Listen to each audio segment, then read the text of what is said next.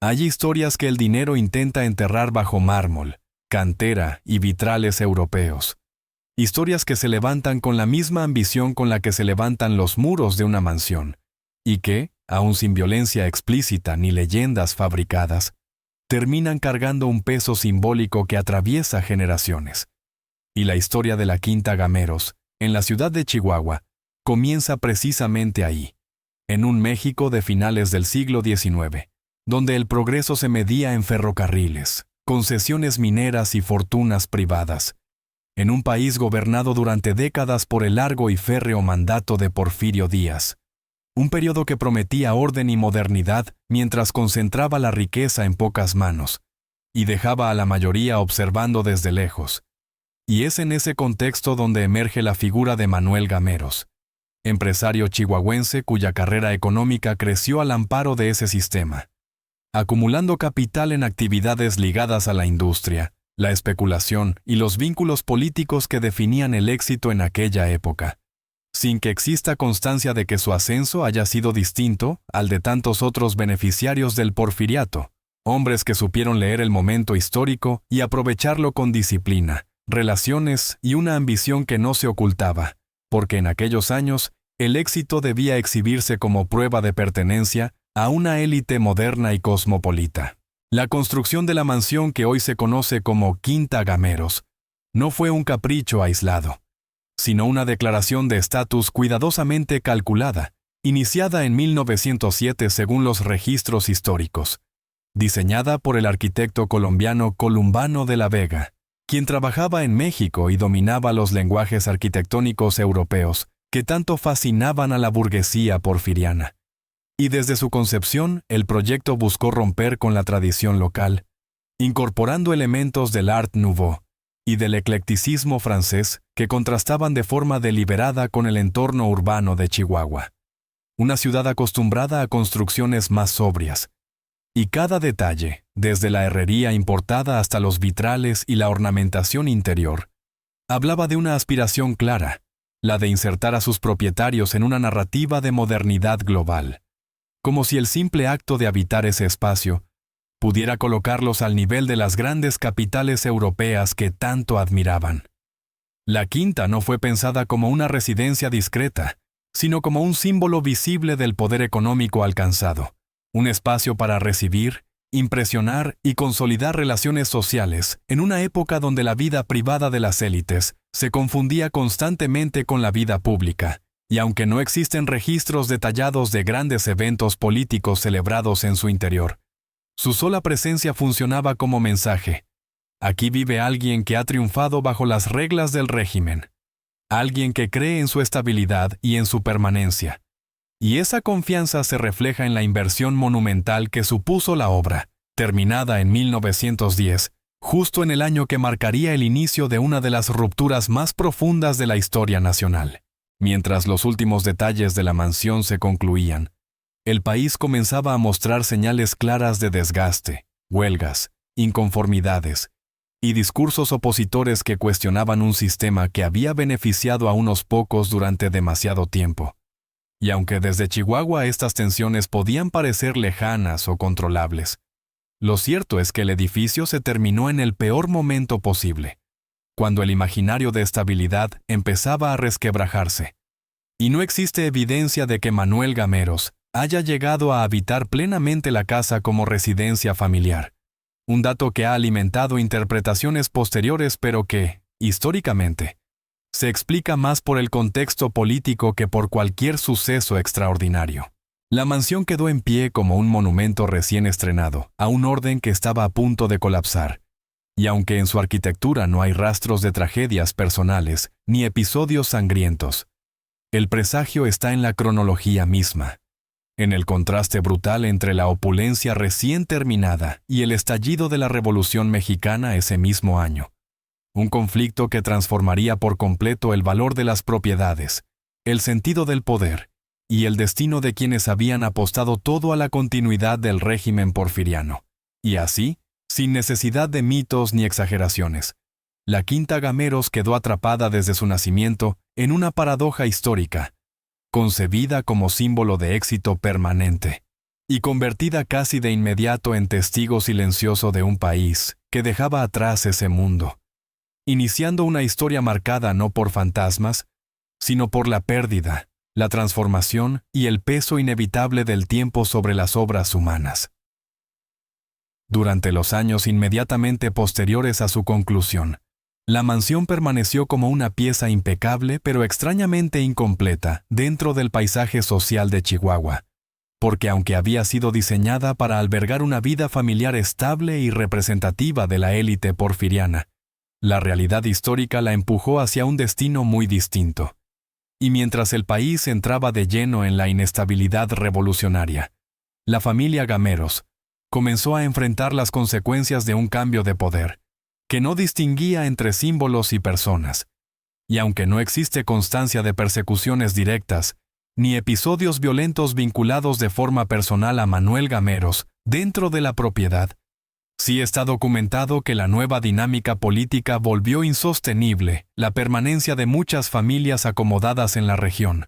provocando salidas, abandonos temporales y una ruptura gradual con el estilo de vida que había hecho posible la construcción de residencias como esta. La Quinta Gameros, concebida para ser habitada, se convirtió pronto en un espacio vulnerable, no por su fragilidad arquitectónica, sino por su carga simbólica, ya que representaba todo aquello que el nuevo orden revolucionario cuestionaba: el lujo concentrado, la cercanía con el antiguo régimen y la idea de que el poder podía fijarse en piedra. Y aunque no hay documentos que señalen un acto formal de expropiación inmediata durante los primeros meses del conflicto, diversas fuentes coinciden en que la propiedad fue ocupada por fuerzas revolucionarias conforme el control de la ciudad cambiaba de manos. Una práctica común en la época, donde edificios amplios y bien ubicados eran utilizados como cuarteles, oficinas o residencias provisionales de mando. Según versiones de la época y registros posteriores, la mansión fue utilizada en distintos momentos por contingentes revolucionarios, incluyendo su uso como cuartel general. Y aunque con frecuencia se menciona la presencia de Francisco Villa en el inmueble durante su dominio de Chihuahua, no existe un documento oficial que detalle fechas exactas o estancias prolongadas, por lo que los historiadores suelen referirse a este periodo con cautela, reconociendo que la casa formó parte del entramado urbano controlado por la División del Norte, sin convertirla en un escenario central de decisiones militares, pero sí en un ejemplo claro de cómo los espacios del antiguo poder eran reapropiados por la nueva autoridad emergente. Esta ocupación marcó la primera gran grieta en la historia de la Quinta Gameros, no tanto por daños estructurales, ya que el edificio sobrevivió relativamente intacto, sino por la pérdida definitiva de su función original. Y a partir de ese momento dejó de ser una residencia privada para convertirse en un bien sujeto a las necesidades del conflicto y del Estado en formación. Una transformación que refleja el destino de muchas propiedades similares en el país, donde el cambio político alteró de manera irreversible la relación entre los dueños originales y sus espacios. La vida interna que había sido planeada para la mansión nunca llegó a consolidarse plenamente. No hay registros de largas temporadas familiares ni de una rutina doméstica estable, y esa ausencia terminó siendo uno de los rasgos más significativos del lugar, porque a diferencia de otras residencias históricas cargadas de anécdotas íntimas, la Quinta Gameros quedó definida por su función pública impuesta, por el tránsito constante de autoridades, militares y funcionarios que la utilizaron sin pertenecerle, reforzando la idea de que el poder que la había creado ya no tenía control sobre ella. Con el paso de los años y la progresiva institucionalización del país tras la fase armada de la Revolución, la mansión pasó por distintos usos administrativos y educativos, reflejando las prioridades del nuevo Estado, y aunque estas etapas evitaron su destrucción, también implicaron adaptaciones y modificaciones que diluyeron aún más su identidad original, convirtiéndola en un espacio funcional antes que simbólico. Una situación que, según testimonios posteriores, fue vista por algunos sectores como una forma silenciosa de despojo, no violenta pero definitiva, donde el antiguo prestigio se transformó en utilidad pública. Así, sin grandes escándalos ni episodios dramáticos documentados, la Quinta Gameros fue perdiendo el control privado que la había originado. Y en ese proceso se consolidó la distancia entre el proyecto inicial de poder y la nueva realidad política del país. Una distancia que no haría más que profundizarse con el paso del tiempo, preparando el terreno para los conflictos administrativos, económicos y simbólicos que terminarían de definir su destino en las décadas siguientes, cuando el México postrevolucionario ya no necesitaba demostrar su ruptura con el pasado, sino reorganizarlo a su conveniencia. Con el avance de los años 20, cuando la violencia armada comenzó a ceder, y el país entró en una etapa de reorganización política marcada por gobiernos surgidos de la revolución, la Quinta Gameros quedó atrapada en una nueva forma de conflicto, menos visible pero igualmente determinante: el de la redefinición de la propiedad, el uso del espacio y la memoria del antiguo régimen. Porque en el México postrevolucionario ya no se trataba únicamente de derrotar militarmente al pasado, sino de administrarlo, reutilizarlo y, en muchos casos, vaciarlo de su significado original. Y la mansión en Chihuahua se convirtió en un ejemplo claro de esa transición, pasando de símbolo de riqueza privada a pieza funcional dentro de un entramado institucional que avanzaba sin demasiadas consideraciones por su origen. Durante este periodo, el inmueble fue destinado a distintos usos oficiales y educativos, y aunque no siempre existen documentos exhaustivos que detallen cada etapa con precisión absoluta, sí está confirmado que funcionó como sede de oficinas gubernamentales y como espacio vinculado a la educación, lo que implicó intervenciones prácticas en su interior, adaptaciones que respondían a necesidades administrativas y no a la conservación patrimonial, un concepto que en aquellos años aún no ocupaba un lugar central en la agenda pública. Y esta utilización prolongada fue generando un desgaste silencioso, no necesariamente estructural, pero sí simbólico, porque cada modificación alejaba un poco más al edificio de la visión original de sus constructores. En paralelo, la figura de Manuel Gameros se fue desdibujando del escenario público, no como consecuencia de un episodio dramático puntual, sino como parte de un proceso más amplio de desplazamiento social de las élites porfirianas, muchas de las cuales perdieron influencia, propiedades o simplemente relevancia política. Y aunque no existe evidencia de un enfrentamiento directo entre Gameros y el nuevo poder revolucionario, la pérdida de control sobre la mansión reflejaba de manera contundente la caída de un modelo de éxito que ya no tenía cabida en el discurso oficial del nuevo Estado. La crisis que atravesaba la Quinta Gameros no fue económica en el sentido tradicional, porque el edificio seguía siendo útil y valioso, sino identitaria, ya que su razón de ser había quedado obsoleta. Y en una ciudad que también se transformaba, la mansión comenzó a ser vista más como una herencia incómoda del pasado que como un orgullo urbano. Una percepción que se agravó conforme surgían nuevas prioridades nacionales, como la educación pública, la centralización administrativa y la creación de símbolos propios de la revolución triunfante, relegando a un segundo plano las expresiones arquitectónicas asociadas al porfiriato. Este periodo estuvo marcado además por tensiones administrativas reales, documentadas en distintos momentos, relacionadas con el mantenimiento del inmueble y la definición clara de su función. Porque aunque el edificio seguía en uso, no siempre existían los recursos ni la voluntad política para conservarlo adecuadamente, y esa ambigüedad provocó que la Quinta Gameros entrara en una especie de limbo institucional, demasiado importante para ser demolida, pero aún no lo suficientemente revalorizada como para ser protegida como patrimonio histórico. Una situación común en muchas ciudades mexicanas durante la primera mitad del siglo XX. La ausencia de una narrativa oficial clara sobre el lugar permitió que con el tiempo surgieran interpretaciones, rumores y lecturas posteriores que buscaron llenar esos vacíos. Pero en su momento lo que predominaba era una visión utilitaria, práctica y funcional,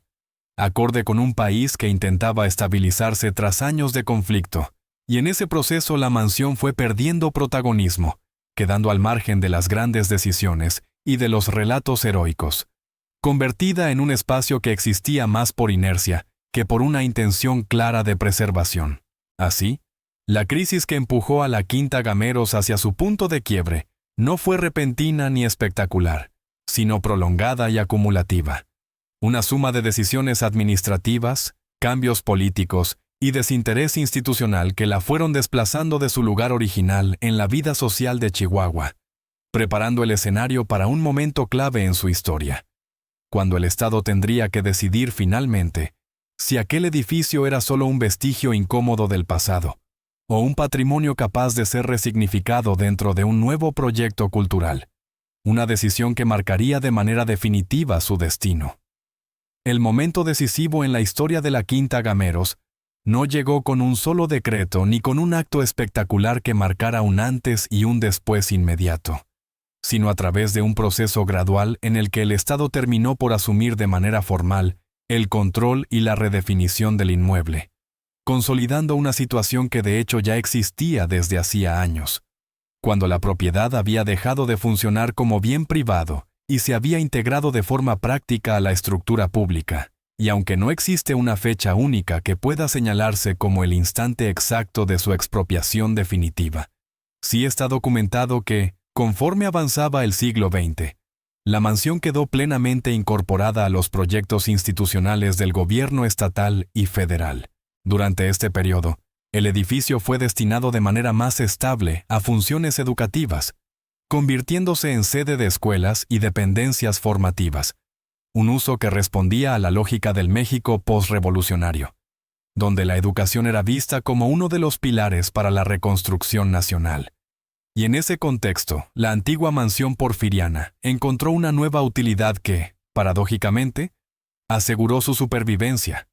porque aunque las adaptaciones internas alteraron parte de su diseño original, también evitaron el abandono total o la demolición, destinos comunes para muchas construcciones asociadas al antiguo régimen.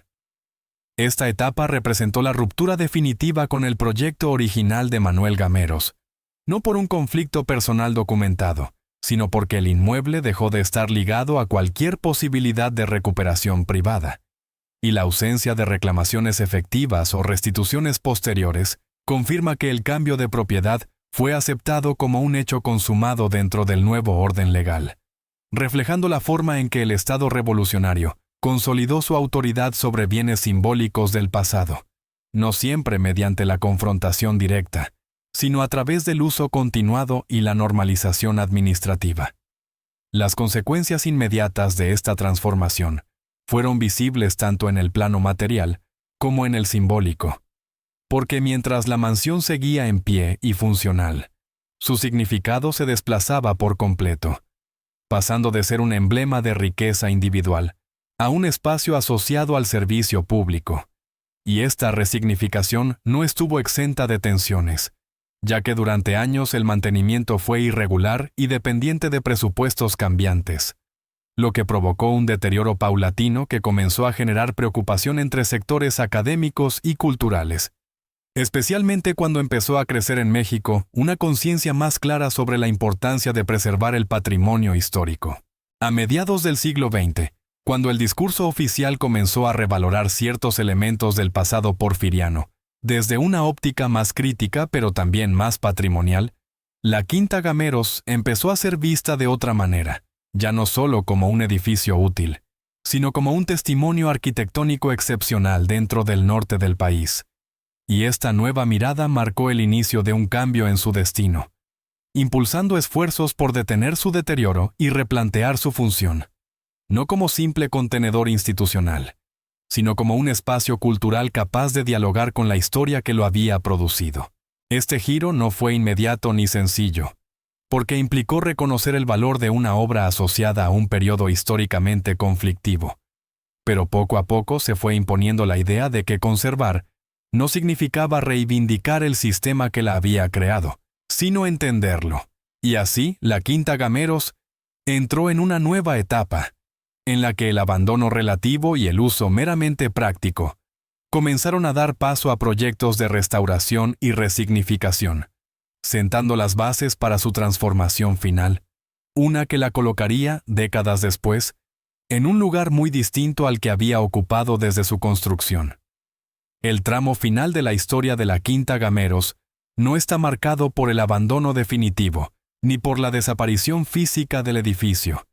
sino por una transformación profunda que refleja el cambio en la manera en que la sociedad mexicana comenzó a relacionarse con su propio pasado. Porque después de décadas de usos prácticos, modificaciones internas y un deterioro que nunca llegó a ser irreversible, la mansión fue finalmente reconocida como un bien patrimonial de alto valor histórico y artístico, un reconocimiento que no surgió de manera espontánea, sino como resultado de un proceso cultural más amplio, en el que arquitectos, historiadores y autoridades comenzaron a mirar con mayor detenimiento las huellas materiales del porfiriato, no para celebrarlo,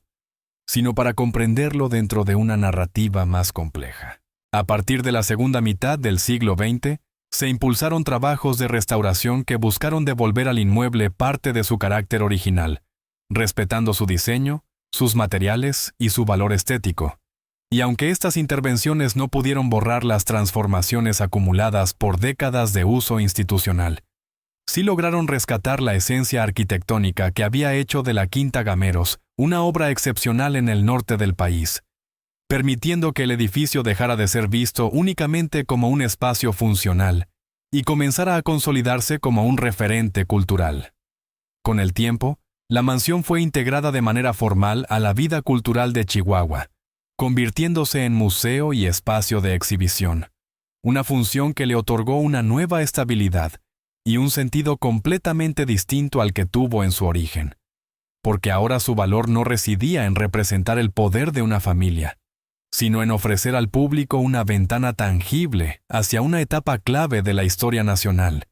y esta resignificación permitió que el edificio dejara de cargar únicamente con el peso de su pasado porfiriano, para convertirse en un lugar de reflexión histórica.